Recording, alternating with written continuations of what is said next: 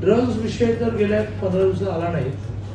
जो आला तो एका महानगरपालिकेच्या शाळेच्या जवळ एक इलेक्ट्रॉनिक सिगार विकली जाते, तर त्याचा परवाना काढून घेतला आहे. त्यापुढे शाळेच्या 100 मीटर परिसरामध्ये तंबाखू जरी विकला, काय म्हणतो त्याला आपण, गुटखा जरी विकला तरी त्याचं लायसन काढण्याचे अधिकार हे महानगरपालिकेच्या आयुक्ताला दिलेले आहेत. हा सिगार सापडलेला तर लायसन काढून घेतलंय आपण.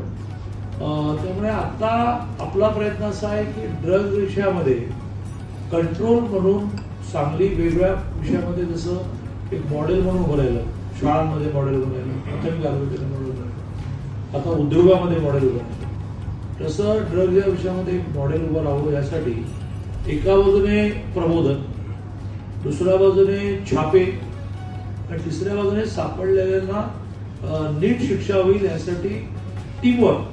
त्यामुळे अजूनही बिटेतले जे गुन्हेगार आहेत ते बाहेर आले नाहीत आणि ते कसे येणार नाही याचा सगळा कायदेशीर खल आम्ही सारखा करत असतो. आणि त्यामुळे चौथा जो आहे त्याची घोषणा मी आज करतो, ती मी पुण्यापुरती केली, कोथरूडपुरती केली, की याची लागण लागलेला तरुण तरुणी प्रबोधनाने बाहेर येऊ शकत, त्याला ट्रीटमेंटच लागेल. त्यासाठी एक चिकित्सा केंद्र आम्ही सांगलीमध्ये उभं करतो. कलेक्टरांची जबाबदारी केली आहे. CSRच्या माध्यमातून करू. मध्यवर्ती जागा, प्रशस्त जागा, आवश्यक असणारा स्टाफ, डॉक्टर, नर्सेस सगळे, आणि पालकांनी आपल्या मुलांना त्या ठिकाणी आणायचं. कारण एकदा का सटक लागली तर ड्रगच्या विळख्यातून बाहेर पडण्याला ट्रीटमेंटशिवाय प्रबोधन आधी आहे.